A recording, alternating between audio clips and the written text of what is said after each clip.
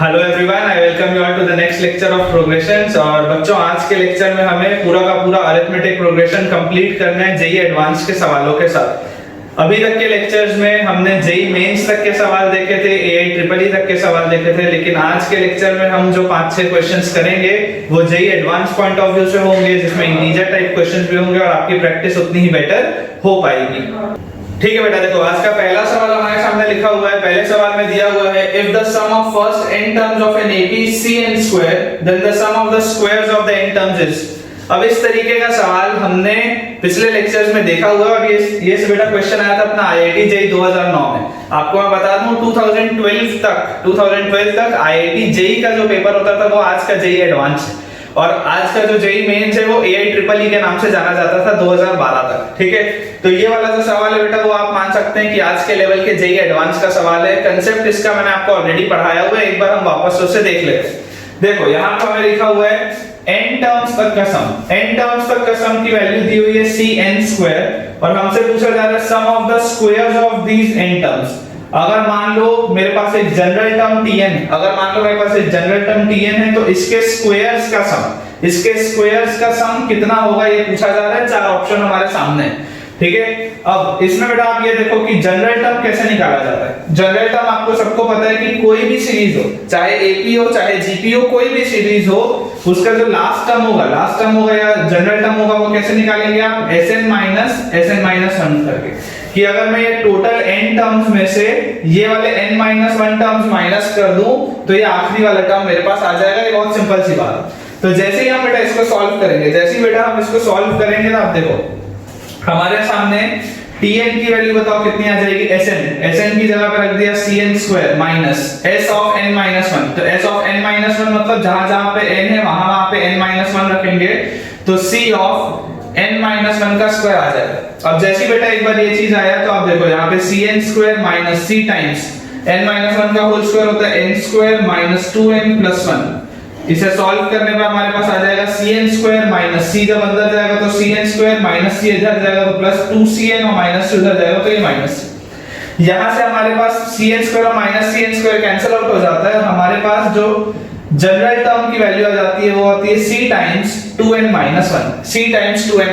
अब आप सोच के देखो, हमें यहाँ पे समेशन ऑफ tn स्क्वायर निकालना है। आपके पास अभी जो वैल्यू आई है वो tn की आई, तो अगर मान लो मैं आपको बोलता हूँ कि भाई आप दोनों साइड स्क्वायर करो, तो जैसे आप दोनों साइड स्क्वायर करोगे तो बताओ tn का स्क्वायर कितना आ जाएगा, tn का स्क्वायर आ जाएगा c square multiplied by 2n-1 का स्क्वायर।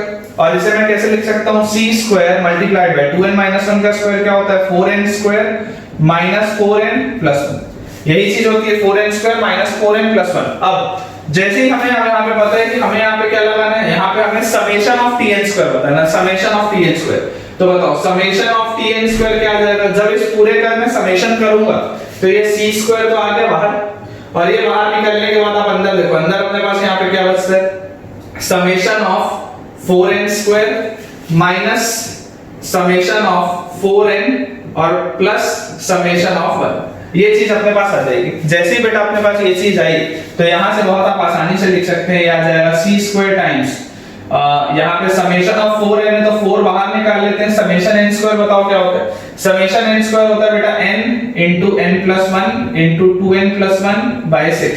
ये चीज हमने ऑलरेडी सिग्मा नोटेशन में पढ़ा हुआ है। उसके बाद minus ten of summation 4n, तो माइनस 4 तो इधर आ गया, समेशन n होता है n into n plus 1 by 2, और प्लस समेशन 1, तो समेशन 1 होता है n, समेशन 1 होता है n। ये अपने पास वैल्यू आ गई। जैसे ही अपने पास बेटा ये वैल्यू आई, आप यहां से बताओ, देख के बता सकते हो कि एलसीएम आपको क्या दिख रहा है, 6 दिख रहा है। अभी इसको कट नहीं करते, चाहो तो आप कट भी कर सकते हैं। एलसीएम अगर मुझे यहाँ पे 6 दिख रहा है तो हम इसमें ऐसा कर लेते हैं कि c स्क्वायर बाय 6 बाहर रख लेते हैं और अंदर लिख लेते हैं 4 into n square plus n into 2n plus 1। ये वाला 6 तो बाहर आ गया। इसके बाद यहाँ पे 2 into 3 होगा, तो यहाँ 4 into 3 आ जाएगा कितना, minus 12 times n square plus n, और यहाँ पे 6 का आएगा, अगर आएगा तो यहाँ आ जाएगा 6। ये चीज अपने पास आ जाएगी। जैसे ही हम इसे फर्दर यहाँ पे बेटा सॉल्व करेंगे तो हमारे पास आएगा c square by 6 times 4 into n square और 2n हो गया अपने पास 2n क्यूब, n स्क्वायर और 1 हो गया n स्क्वायर, n और 2n स्क्वायर हो गया, सॉरी n और 2n हो गया अपने पास 2n स्क्वायर और यहाँ पर अपने पास एक सेकंड n स्क्वायर और 2n अपने पास आया 2n क्यूब, n स्क्वायर और 1 आएगा अपने पास n स्क्वायर। उसके बाद n और 2n आएगा 2n स्क्वायर और n और 1 आएगा n। ये चीज अपने पास आएगी, ठीक है। और यहाँ पर अपने पास आ जाएगा -12n स्क्वायर -12n और +6n। ये चीज अपने पास आ गई। यहाँ से अगर हम इसे सॉल्व करेंगे तो c square by 6 multiplied by, और ये जो 4 था वो अपने यहाँ तक था और फिर आगे लिखा हुआ था, तो 4 into 2n क्यूब अपने पास आ गया 8n क्यूब। उसके बाद n स्क्वायर और n square 3n square multiplied by 4 is 12n square, और यहाँ पे n into 4 is 4n। -12n square -12n plus 6n, -12n plus 6n को क्या मैं डायरेक्टली यहाँ पे -6n लिख सकता हूँ। और यहाँ से बताओ मेरे पास क्या आ गया, ये वाला 12n स्क्वायर और ये वाला -12n स्क्वायर हो गया कैंसिल आउट, तो यहाँ से हमारे पास आ गया c square by 6 multiplied by 8n cube और प्लस 4n और -6n, ये अपने पास आ जाएगा -2n। क्या यहाँ दोनों में से अगर 2 का फैक्टर मैं बोलता हूँ बाहर निकाल सकते हैं, तो c स्क्वायर बाय 6 है और एक 2 का फैक्टर आ गया बाहर, और अंदर मेरे पास बच गया 4n cube minus n, 4n cube minus n। जैसे हम फर्दर क्या लिख सकते हैं, जैसे हम फर्दर लिख सकते हैं, ये 2 से 6 कटा तो 3 आया, और इन दोनों में से n एक बाहर आ गया, तो n into c square by 3 multiplied by 4n square minus 1। n into c square by 3 multiplied by 4n square minus 1। अब हम देख लेते हैं कि क्या ऐसा कोई भी हमारे पास ऑप्शन है। तो देखो डिनोमिनेटर में 3 वाले ऑप्शन ये 2 हैं, और n into c स्क्वायर के साथ 4n स्क्वायर माइनस 1 है, तो यहाँ पे अपने पास option C is the correct answer. So बच्चों देखो 2011 के आईआईटी में एक बहुत बढ़िया सवाल आया था कि अगर A1 से A100 तक सारे के सारे टर्म्स आपके पास AP में दिए हुए हैं, जहां पे फर्स्ट टर्म जो है A1 की वैल्यू हमारे पास 3 दी हुई है, और SP क्या है, SP = i = 1 से p तक ai, ठीक है, और p की वैल्यू 1 से आप 100 तक रख सकते हो। इसका मतलब क्या है कि SP की वैल्यू एक्चुअली आपको दी कितनी हुई है, SP आपको दिया हुआ है, जब i की वैल्यू आप 1 रखोगे तो आपके पास आ जाएगा A1, उसके बाद i की वैल्यू आप 2 रखोगे तो A2, i की वैल्यू आप 3 रखोगे तो A3।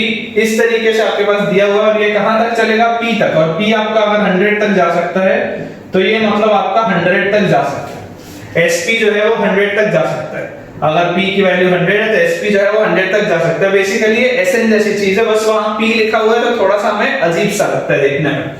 For any integer n, अब अगर n हमारे पास कोई भी इंटीजर है 1 से 20 तक का, तो m की वैल्यू 5n आपको बोला हुआ है, ये एक नया वेरिएबल अब m आ गया यहाँ पे।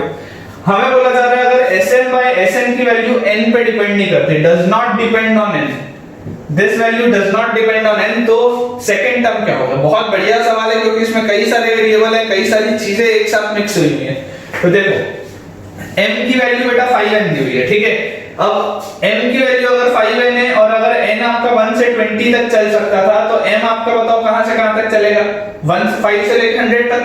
अगर आप m यहां पे रखोगे तो n की वैल्यू क्या है, n की वैल्यू m/5, n की वैल्यू m/5। तो यहां पर आप बेटा जब इसको रखोगे ऐसे, जब आप यहां पे इसको ऐसे रखोगे तो m आपका कहां से कहां तक चलेगा, m आपका बेटा चलेगा 100 से ये 5 से लेके 100 तक आपको ये चल सकता है, ठीक है।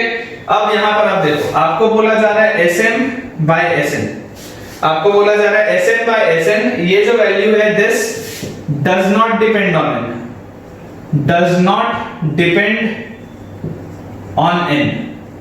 मतलब क्या है, इसका मतलब ये है कि ये जो भी आएगा, ये जो भी होगा, ये n के इंडिपेंडेंट होगा, मतलब ये रेशियो हमेशा आपके पास कांस्टेंट आना चाहिए, this ratio must always be constant. तो यहां से बेटा आप देखो, यहां से आप जब देखोगे तो यहां से हम क्या लिख सकते हैं, अगर m की वैल्यू 5n है, मतलब मुझे कंप्यूट क्या करना है, s of 5n by sn, मुझे ये कंप्यूट करना है। अगर m की वैल्यू 5n है, देखो अगर m की वैल्यू 5n थी तो यहां से मुझे कंप्यूट क्या करना है, s of 5n by sn। तो यहां से आप मुझे बताओ s of 5n क्या आएगा, 5n by 2 into 2a plus 5n minus 1 into d, ठीक है।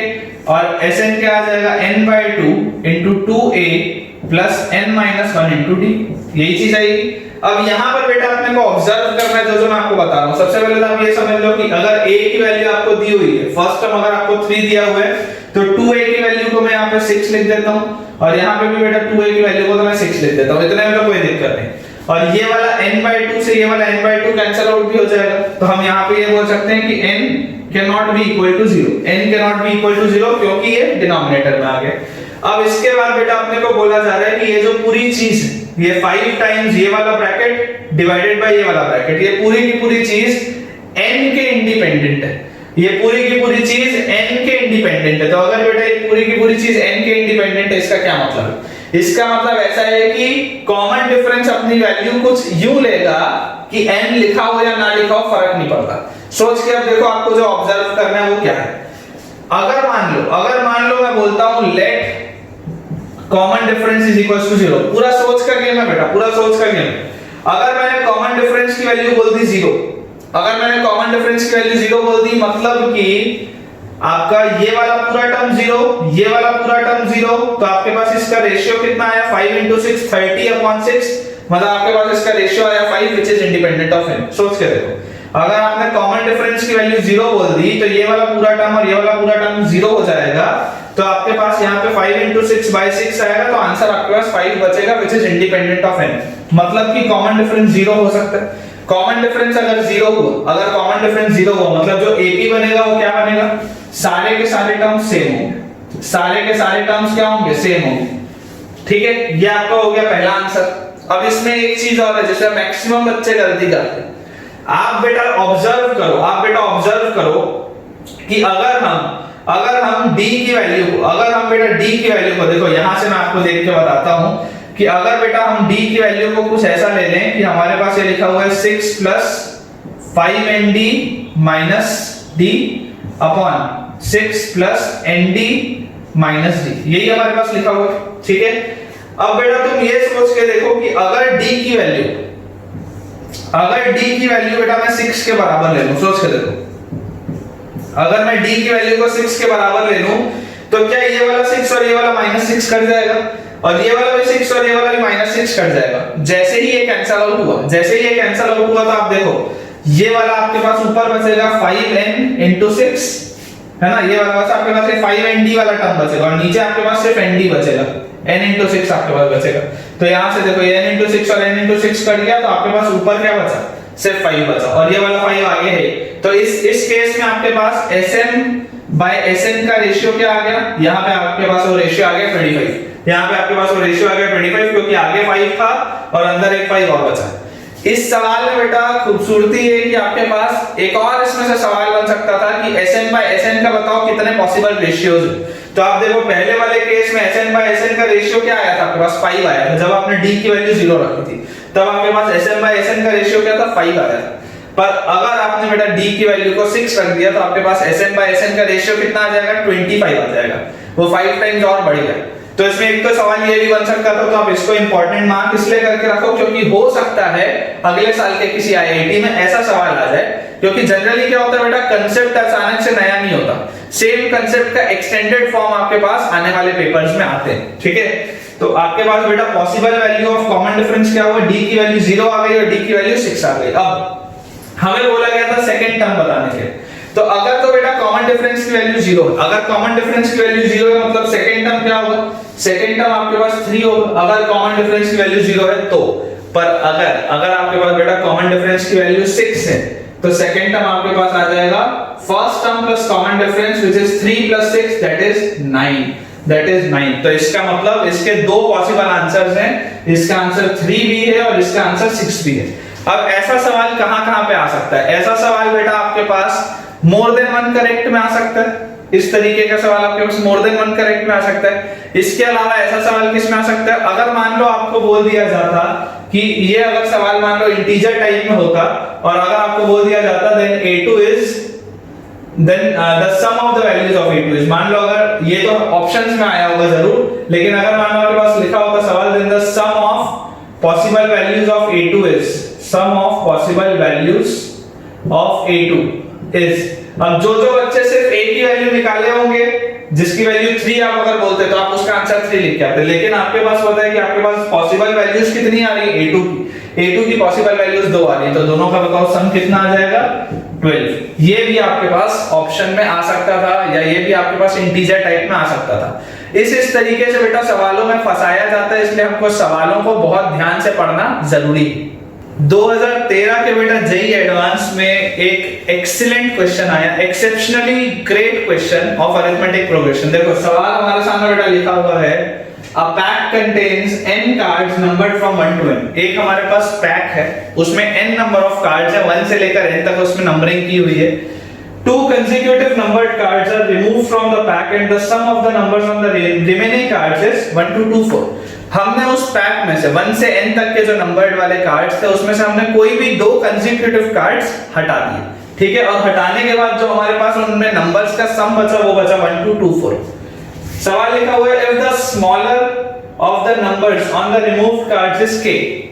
अगर जो छोटा कार्ड आपने रिमूव किया था, छोटे नंबर वाला कार्ड, अगर उसमें छोटे नंबर की वैल्यू k थी तो बताओ k-20 क्या होगा, k-20 क्या होगा। Brilliant question, brilliant question. देखो इसमें बेटा आप ऐसा सोचो कि आपके पास एक कार्ड है 1 2 3 4 5, ऐसा करते करते n-2 n-1 और n, इस तरीके से नंबरिंग है उसमें कार्ड्स में, जिसमें टोटल n कार्ड्स हैं और n नंबर्स उसमें लिखे हुए हैं।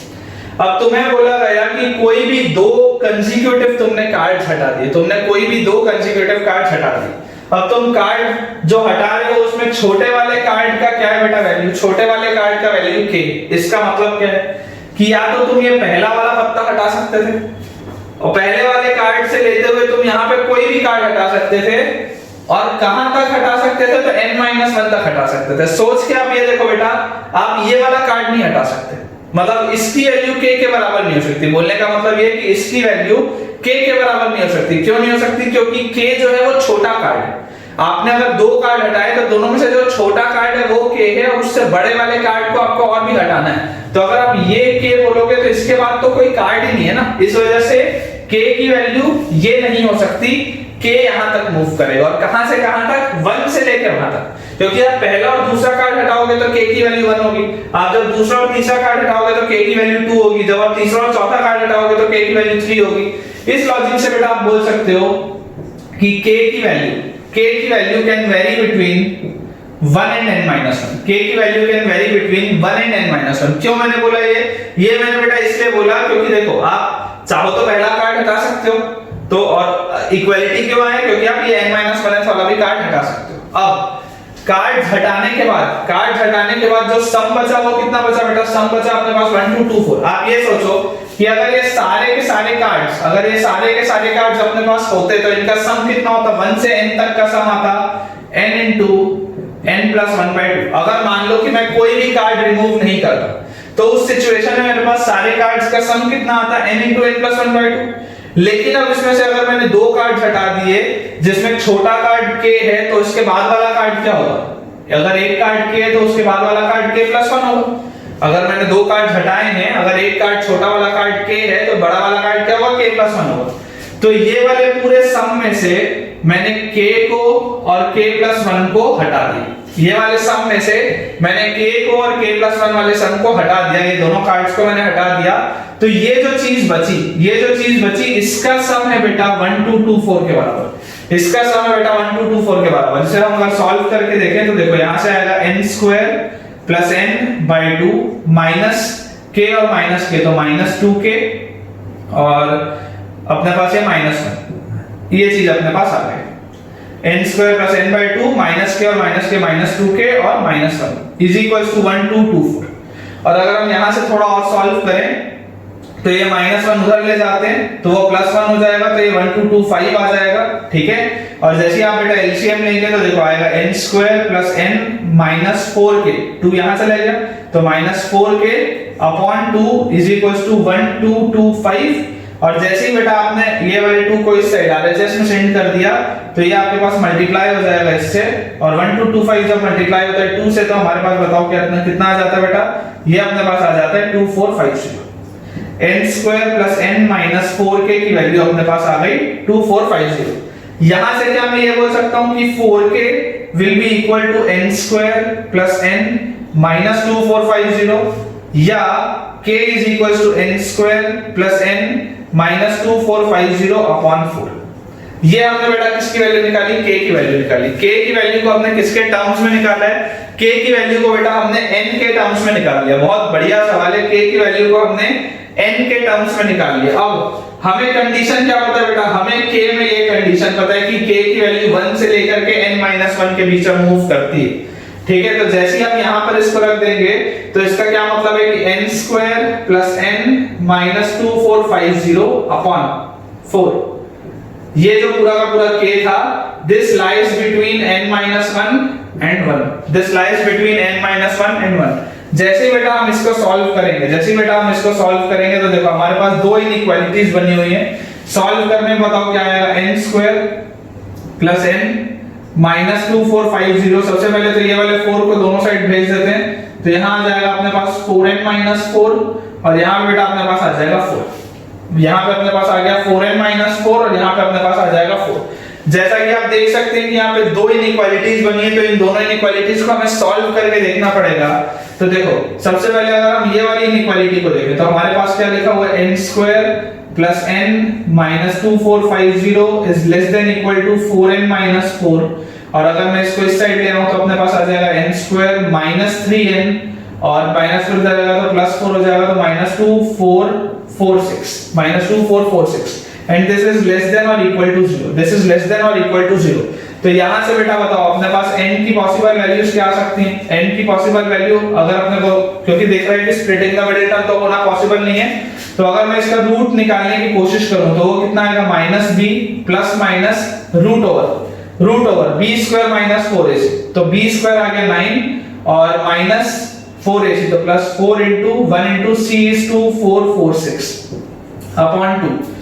इसे सॉल्व करने में बेटा आएगा अपने पास 3 plus minus root over 4 into 6 is 24, 4 carry 2, 4 into 4 is 16 and 2 18 और फिर 4 into 4 16 6 carry 1, 4 2 is 8 और 1 9 और यहाँ पे प्लस 9 आगे है और डिनोमिनेटर में है अपने पास 2, डिनोमिनेटर में अपने पास है 2, तो 9 प्लस 9684, तो 9684 बेटा जब हम 9 ऐड करेंगे तो हमारे पास आ जाएगा 9693। आप ये चीज का ध्यान दें कि आपको ये सारा का सारा कैलकुलेशन बेटा करना पड़ेगा पेपर में, ठीक है ना, ये सारा का सारा आपको कैलकुलेशन करना पड़ेगा पेपर में। अब 9693 जो है, 9693 अप्रोक्सीमेटली क्या होगा, तुम्हें क्या लगता है? अगर हम इसका अप्रोक्सीमेट बेटा कैलकुलेशन देखें तो आप ऐसा सोच के देखो बेटा कि 10,000 जो होता है, 10,000 का रूट क्या होता है, 100 होता है। 10,000 का अगर रूट 100 होता है तो 9693 का रूट अप्रोक्सीमेटली मुझे लगता है 99 के करीब होना चाहिए, 99 के करीब अप्रोक्सीमेटली, ठीक है ना। हम इसमें अप्रोक्सीमेट चीज करके देखते हैं। तो यहां से आप चाहो तो इसका आप एग्जैक्ट वैल्यू बेटा निकाल सकते हो इस तरीके वाले मेथड से, है ना, वो मैं आपको निकाल के नहीं बता रहा हूं, आप चाहें तो उससे भी करके देख सकते हो, 99 के करीब आएगा, 99 के करीब। तो अगर मैं यहाँ पे बोलता हूँ कि मेरे पास रूट आ रहा है 99 के करीब, अप्रोक्सीमेटली अगर मैं 99 के इसको करीब मानता हूँ, तो बताओ अगर हम नंबर लाइन देखेंगे, हमने इनइक्वालिटीज ऑलरेडी पढ़ा हुआ है, तो 3 प्लस 99 बोलो कितना होता है, 102 divided by 2 is 102 divided by 2 is 51, तो ये आ गया 51 के करीब। और 3 माइनस 99, तो 3 minus 99 will be minus 96 upon 2 is minus 48, ये आ गया माइनस 48 के करीब, ये आ गया माइनस 48 के करीब। और क्योंकि आपको बोला जा रहा है this is less then 0, this is less than और इक्वल टू 0, तो हम यहां से यहां तक लेते हैं, ठीक है। हमें क्योंकि एग्जैक्ट वैल्यू नहीं पता है तो हम बॉर्डर पॉइंट्स पे जरूर देख लेंगे। आप ये चीज बेटा समझो, आप ये चीज समझो कि यहां पर अगर कार्ड्स को नंबर किया गया 1 से लेकर के n तक, अगर 1 से लेकर के n तक बेटा नंबरिंग की गई है, इसका मतलब क्या है, इसका मतलब ये है कि ये जो n होगा, ये n जो होगा बेटा वो क्या होगा, n will be a natural number, ये आपको मान के चलना। तो जो भी बॉर्डर पॉइंट्स आएंगे हम उस पर अपना वैल्यू रख के देख लेंगे कि हमारा आंसर मैच आ रहा है या नहीं। अब एक कंडीशन तो ये वाली हमने सॉल्व कर ली, अब एक कंडीशन अपने पास और बच गई, उसको मैं यहाँ पे आपके लिए सॉल्व करता हूँ। देखो अगर मैं ये वाली इनइक्वालिटी लेता इस साइड वाली, तो मेरे पास क्या लिखा होता है, n स्क्वायर प्लस n और अपने पास आ जाता बेटा minus 2454 and this complete thing will be greater than or equal to 0, this complete thing will be greater than or equal to 0। अगर हम ये वाली इनइक्वालिटी का पार्ट लेते तो इस साइड वाला हमने लेके सॉल्व किया तो हमारे पास ये आ गया। अगर मैं इस साइड वाला लेके सॉल्व करता तो बताओ ये चीज आती है अपने पास n² + n -2454 will be greater than और इक्वल टू 0। यहां से बताओ बेटा n की अगर हम वैल्यू निकालें तो कितना आ जाएगा अपने पास, रूट अगर हम देखेंगे तो -b plus minus root over b² -4a और c, ये देखो ये माइनस और माइनस है इसलिए मैंने डायरेक्टली यहां पे प्लस लिख दिया। और 4 के बाद बताओ मल्टीप्लाई में लिखा हुआ अपने पास 2454 और अपॉन में अपने पास है 2 टाइम्स a, अपॉन में अपने पास है 2 टाइम्स a। तो यहां से जब हम इसे सॉल्व करेंगे तो आएगा -1 plus minus root over 4 into 4 is 16, 6 carry 1, 4 5 are 20 और 1 21, 1 carry 2, 4 4 are 16 और 1 18, 4 4 16 और 2 18, 8 carry 1 और ये आ गया 9816 और आगे +1 है ही और अपॉन में है 2। तो इसकी वैल्यू बेटा अपने पास आई 9817, इसकी वैल्यू अपने पास आई √9817। अब आप ये सोचो कि अगर मैंने √9693 को अप्रोक्सीमेटली बेटा मैंने क्या बोला था, √9693, चलो एक बार करके देख लेते हैं कितना आता है। पहले 99 का अपन स्क्वायर निकाल के देख लेते हैं। तो 99 का स्क्वायर क्या होगा, 100 - 1 का square and this will be equal to 10,000 a² - 2ab, तो -200 और प्लस b²। तो ये अपने पास आ जाएगा 10,000 में से अगर 200 माइनस हुआ तो 9,800 और 1 9,801 ये अपने पास आएगा, ठीक है। और 98 का स्क्वायर कितना होता है, तो 98 का स्क्वायर अपने पास आ जाता है बेटा 100 - 2 का square which will be equal to 10,000 और -2ab, तो -2 into 4 -400 और +1, तो ये अपने पास आ जाता है बेटा 9,601, ये अपने पास आ जाता है 9,601। मतलब मैं ये बोल सकता हूं कि ये वाला जो रूट होगा 9693 जो होगा बेटा वो 98 पॉइंट कुछ होगा, ये वाला जो रूट होगा वो 98 पॉइंट कुछ होगा और ये वाला जो रूट है 9817, यहाँ पे जो रूट आ रहा है 9817 वो 99 पॉइंट कुछ आएगा, वो 99 पॉइंट कुछ आएगा। बढ़िया सवाल है इसलिए मैं आपको बोल रहा हूँ। तो यहाँ पर देखो आप ऐसा समझ के चलो कि ये वाला जो है इसको अपन लिख लेते हैं 98 पॉइंट समथिंग, 98 पॉइंट समथिंग, 98 से तो बड़ा ही है।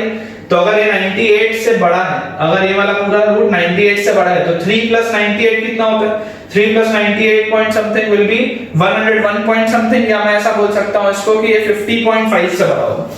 This will be greater than 50.5, this will be greater than 50.5। और अगर नेगेटिव साइड में हम देखें तो 3 - 98 पॉइंट समथिंग, तो ये अपने पास आ जाएगा कितना 95 पॉइंट समथिंग, माइनस में 95 पॉइंट समथिंग और अपॉन 2, तो वो अपने पास बताओ कितना आ जाएगा माइनस में 47.5 के आसपास। तो ये माइनस जो 48 है दिस विल बी -47.5 के आसपास और ये इससे छोटा होगा क्योंकि ये इधर इससे बड़ा जा रहा है ना, 98 पॉइंट समथिंग से बड़ा जा रहा है तो ये इधर इससे छोटा जाएगा।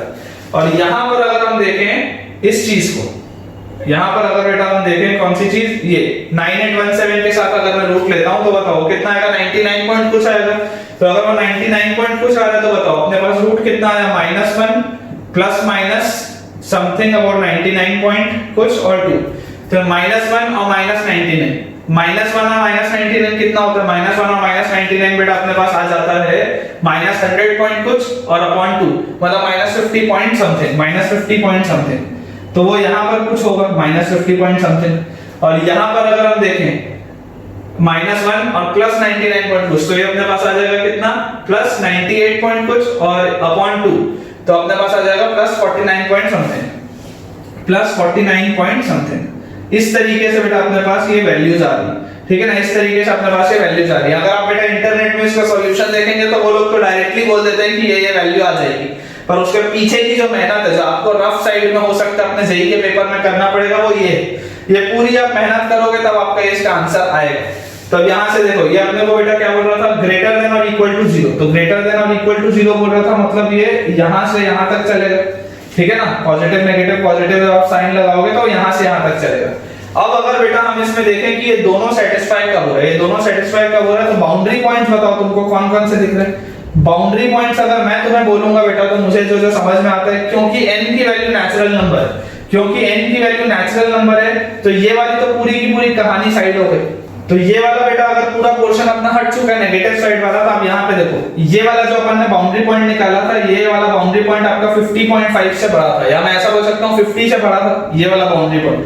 और ये वाला आपके पास बेटा जो बाउंड्री पॉइंट है वो क्या है 49 पॉइंट समथिंग से बड़ा है। ये वाला जो बाउंड्री पॉइंट है वो 49 पॉइंट समथिंग से बड़ा है। तो अपने पास जो बीच में n की वैल्यू आनी चाहिए, ये वाला पॉइंट 50 पॉइंट समथिंग से बड़ा है, ये वाला पॉइंट 49 पॉइंट समथिंग से बड़ा है, तो बीच में मेरे पास n कितना आना चाहिए? मेरे पास n आना चाहिए 50। इकलौती जो मेरे पास नेचुरल नंबर की चीज आती है वो 50 आती है। क्यों? क्योंकि यहाँ वाला जो बाउंड्री पॉइंट है वो 49 पॉइंट समथिंग से बड़ा है और यहाँ वाला जो बाउंड्री पॉइंट है वो 50 पॉइंट समथिंग से बड़ा है। तो दोनों के बीच में जो नेचुरल नंबर आएगा 50 पॉइंट समथिंग से बड़े में और 49 पॉइंट समथिंग में, नेचुरल नंबर कौन सा आएगा? 50 आएगा। दोनों के बीच में नेचुरल नंबर कौन सा आएगा? 50 आएगा। इससे बेटा n की वैल्यू अगर अपने पास आ गई 50, सवाल आपको समझ में आ रहा होगा इतना बढ़िया क्यों है। अब जैसे ही हमारे पास बेटा n की वैल्यू 50 आ गई तो बताओ k की वैल्यू कितनी होगी? हम इसको यहां पर बेटा करते हैं, k will be equal to 50 का स्क्वायर व्हिच इज 2500 प्लस 50 और -2450 अपॉन 4। ये चीज अपने पास आ गई k की वैल्यू। तो 2550 -2450 this will be equal to 100 upon 4। 2550 -2450 will be 100 upon 4, this is equal to 25। ये अपने पास बेटा वैल्यू लिखी है k की, लेकिन आप याद रखो आपको k की वैल्यू नहीं पूछा हुआ, आपसे पूछा गया k - 20 की वैल्यू। तो अगर k की वैल्यू 25 है तो बताओ k - 20 कितना होगा? 25 - 5, 25 - 20 that will be equal to 5, that will be equal to 5। एक बहुत ही बढ़िया सवाल जिसका आपने डिटेल सॉल्यूशन देखा है कि किस तरीके से हमें कंप्यूट करना होता है जब हमारे पास इस तरीके की इनइक्वालिटीज आ जाती हैं, किस तरीके से हमें कांसेप्ट को अप्लाई करना होता है कि नेचुरल नंबर होगा या नहीं होगा या क्या होगा। एंड आई बिलीव बच्चों अगर आपको ये चीज समझ में आई है तो इस सवाल के लिए एक लाइक तो जरूर बनता है, क्योंकि ये बहुत बढ़िया सवाल है जो आपके पास जेईई एडवांस में आया था। ठीक है बेटा, देखो अगले सवाल में हम देख सकते हैं हमारे पास लिखा हुआ है suppose that all terms of an AP are natural numbers. एक एपी के सारे टर्म्स नेचुरल अगर नंबर है बेटा तो कॉमन डिफरेंस क्या होगा? नेचुरल नंबर होगा। ये बात तो समझ में आती। If the ratio of the sum of the first 7 terms to the sum of the first 11 terms is 6:11, क्या बोला गया? Ratio of the sum of the first 7 terms मतलब S7 upon ratio of the sum of the first 11 terms S11। इसकी value अपने पास 6/11 दी हुई, इसकी value अपने पास 6/11 दी हुई and the 7th term lies in between 130 and 140। उसका इस सीरीज का जो भी 7th टर्म होगा वो 140 और 130 के बीच में, जो भी 7th टर्म होगा वो 140 और 130 के बीच में। तो आपसे बेटा कॉमन डिफरेंस पूछा जा रहा है, आपसे बेटा कॉमन डिफरेंस पूछा जा रहा है जेईई एडवांस 2015 का ये सवाल। अब क्योंकि आपको ये चीज बोल दिया गया है कि सारे के सारे टर्म्स अगर नेचुरल नंबर है, इसका मतलब क्या है? इसका मतलब ये है कि एक नेचुरल नंबर में जब मैं कॉमन डिफरेंस ऐड करूंगा तो वो कॉमन डिफरेंस भी क्या होना चाहिए? नेचुरल नंबर होना चाहिए, तभी तो आपके पास अगला टर्म आ पाएगा। बोलने का मतलब ये, तो कॉमन डिफरेंस जो होगा वो क्या होगा? नेचुरल नंबर होगा, आप ये मान के चलो। अब देखो S7 अपने पास बेटा क्या होगा? 7/2 into 2a plus 7 - 1 into d, तो 6d आ गया। और S11 होगा 11/2 into 2a plus 11 - 1 into d, तो ये आ जाएगा 10d। और इसकी वैल्यू अपने पास दी हुई है 6/11, इसकी वैल्यू अपने पास दी हुई है 6/11। तो यहां से देखो आप ये वाला 11 और ये वाला 11 कैंसिल आउट, ये वाला by2 और ये वाला by2 कैंसिल आउट। तो इसे जब हम सॉल्व करेंगे तो हमारे पास बताओ कितना आ जाएगा? 7 into 2a मतलब 14a और उसके बाद 7 into 6d मतलब ये अपने पास आ जाएगा 42d and this will be equal to ये वाला 6 जब इधर इस पे जाएगा तो कितना आ जाएगा? 12a और ये वाला 10d जब यहां जाएगा तो अपने पास आ जाएगा 16, ये अपने पास आ जाएगा। तो यहां से हम देखो बेटा क्या लिख सकते हैं? ये 12 है यहां ले आते हैं तो 2a आ गया, बचा 14a - 12 2a बच गया और ये 42d अगर वहां जाएगा तो 60d - 42d अपने पास बच जाएगा 18d, अपने पास बच जाएगा 18d। तो यहां से a की वैल्यू आ गई 9d के बराबर, a की वैल्यू आ गई 9d के बराबर। अब हमें क्या बोला गया कि a7 जो a7 130 और 140 के बीच में, ठीक है? तो a7 होगा क्या बेटा? a7 होगा a + 6d, a7 क्या होगा? a + 6d और इसकी वैल्यू है बेटा 130 से 140 के बीच में, इसकी वैल्यू है बेटा 130 से 140 के बीच में। अगर a की वैल्यू 90 के बराबर आ गई है तो क्या यहाँ पे मैं 90 रख सकता हूँ? और क्या ये 90 और 6d, क्या ये 90 और 6d बेटा इसकी वैल्यू क्या 15d हो जाएगी या नहीं हो जाएगी बताओ? ठीक है, अब अगर 15d इनके बीच में, अगर 15d इनके बीच में तो आप मुझे बताओ कि d किनके बीच में होगा? 15 से डिवाइड कर देते हैं, 15 से डिवाइड कर देते तो बताओ d किन के बीच में होगा? d विल बी बिटवीन 130/15 से लेकर के 140/15 तक। अब 130/15 की बताओ क्या वैल्यू होती है अप्रोक्सीमेटली? 15 8 120 होता है, 10 रिमाइंडर बचेगा, 100 आएगा एलसीएम लेने के बाद, सॉरी 100 आएगा डेसिमल लगाने के बाद, तो 15 6 90 होता है। ठीक है, तो ये वाली चीज अपने पास आ गई। और यहाँ पर बेटा अगर हम देखेंगे तो यहाँ पर बताओ कितना आ जाएगा? 15 9 135 होता है, और डेसिमल लगाने के बाद 50 हो जाएगा, तो 15 3 45 होता है। तो कॉमन डिफरेंस आपका आ रहा है बेटा 8.6 से लेकर के 9.3 समथिंग के बीच में। लेकिन हमें पता है कि इसमें कॉमन डिफरेंस होगा क्या? अगर सारे के सारे नेचुरल नंबर्स हैं तो कॉमन डिफरेंस भी क्या होगा? नेचुरल नंबर होगा। तो 8.6 से लेकर के 9.3 के बीच में नेचुरल नंबर क्या होता है? इकलौता जो नेचुरल नंबर है वो है 9। इकलौता जो नेचुरल नंबर है वो है 9। तो कॉमन डिफरेंस की वैल्यू आ जाएगी 9।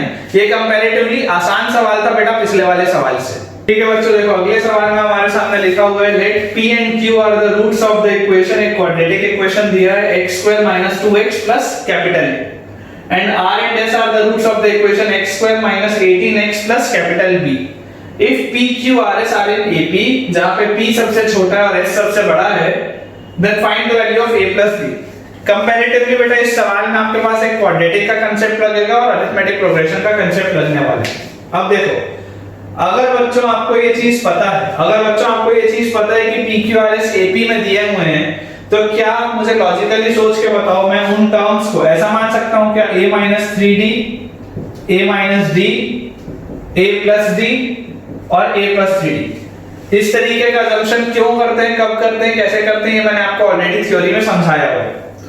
अब अगर मैं बोलता हूं कि ये मेरे पास p है, ये q है, ये r है और ये s है, हमें दिख रहा है कि ये असेंडिंग ऑर्डर में जमा हुए, सबसे छोटा ये है, सबसे बड़ा ये। अब हमारे पास बेटा बोला गया था p और q are the roots of the equation x² - 2x + a। तो मुझे ये बताओ कि वहां से सम ऑफ द रूट्स कितना है?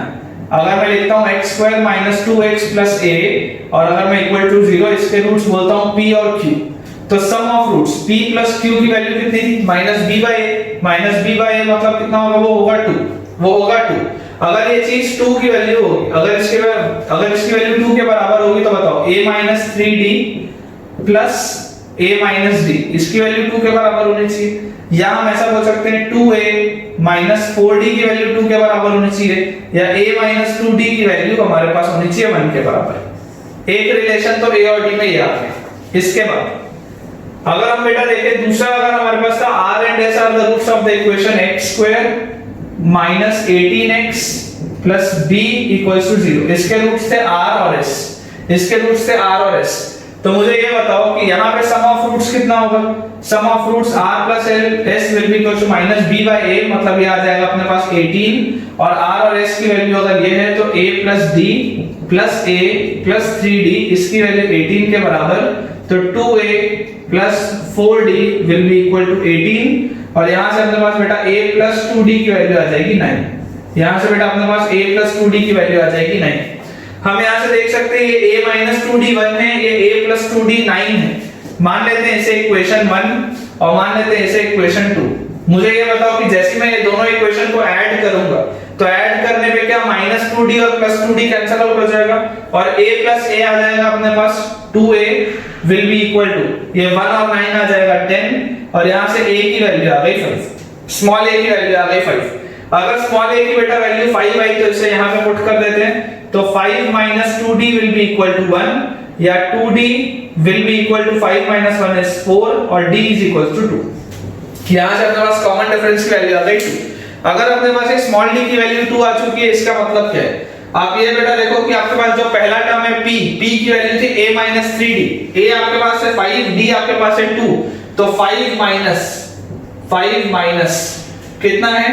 3 into d, तो 3 into 2, तो इसकी वैल्यू कितनी आ गई? 5 - 6 is -1, p की वैल्यू आ गई -1। अगला टर्म क्या है? a - d, मतलब 5 - 2, 5 - 2 कितना होगा? 3। तो पहला टर्म अगर -1 है, फिर 3 है, तो इसके बाद r कितना होगा? 7, और s कितना होगा? 11। ये बात तो क्लियर है, अपने को समझ में आती है। -1 है, फिर 3 है, उसके बाद 7 आएगा, उसके बाद 11 आएगा। अब यहाँ पर बेटा आप देखो अपने पास एक सिंपल सी चीज कि अपने पास क्या बोला गया है कि a जो है कैपिटल A और ये वाला जो कैपिटल B है, क्या ये प्रोडक्ट ऑफ द रूट्स मुझे दिखता है। तो कैपिटल A की वैल्यू कितनी होगी, देखो पहले वाले क्वाड्रेटिक के लिए product of roots p into q बताओ कितना होगा, p into q will be equal to c by a मतलब कैपिटल, और यहाँ पे product of the roots r into s कितना होगा, c by a which will be equal to capital. तो यहाँ से अगर हमें बोला जाता है a और b की वैल्यू निकालने, तो देखो p की वैल्यू -1 है, q की वैल्यू 3 है, तो a की वैल्यू तो आ गई -3, और अगर r की वैल्यू बेटा अपने पास 7 है और s की वैल्यू 11 है, तो r into s की वैल्यू अपने पास आ गई 77, इसकी वैल्यू अपने पास आ गई 77। तो फाइनली अपने सवाल में पूछा गया find the value of a plus b। a की वैल्यू अपने पास -3 है, b की वैल्यू अपने पास 77 है, दोनों को जब आप ऐड करोगे तो आपके पास a प्लस b का आंसर आएगा 74। इंटीजर टाइप क्वेश्चन, इसका आंसर आ जाएगा अपने पास 74।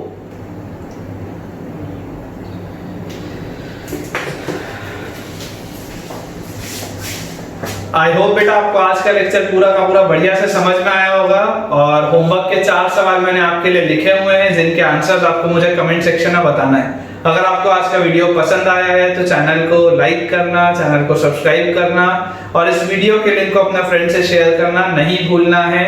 तब तक के लिए thank you very much for watching this video.